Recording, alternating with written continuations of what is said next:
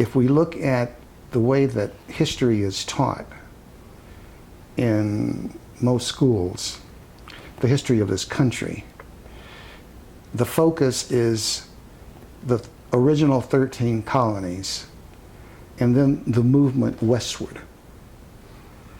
So historically, the lessons are the expansion of the United States from the East Coast moving west. Go west, young man. You know, the spirit of the pioneers and taming of the West. So historically, the emphasis has been from the westward movement, with very little emphasis on the very fact that, to a great extent, this country was also based on the movement south to north. And that movement started in Mexico. So Vera's family even predates Mexico. Her family came to Mexico from originally from Spain and then Portugal, and they left both Spain and Portugal because of the Spanish Inquisition. So one of the things that I discovered in this research was that her family had Jewish roots. They left Portugal in 1590 and went to Mexico, to the New World, part of the Spanish Empire. But eventually there, they had to escape the Mexican Inquisition.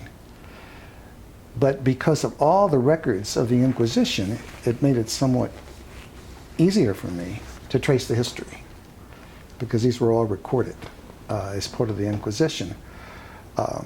Her relatives were part of a very famous expedition that left Mexico that was led by a person by the name of Juan Oñate.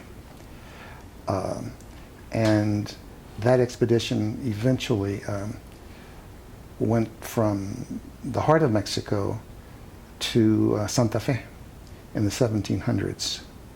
In the 1700s, her ancestors were part of that expedition. They were part of later on the revolt that occurred by the Pueblo Indians. They chased the Spanish people out after about 60 years. Then later, the Spanish returned and reconquered that area. And then over the next hundreds of years, there was that amalgamation of Spaniards and Indians. So as I look at her family history, you realize that Vera was the 13th generation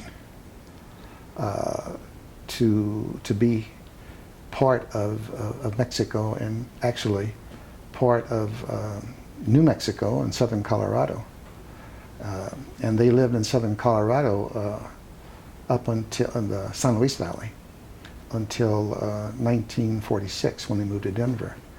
So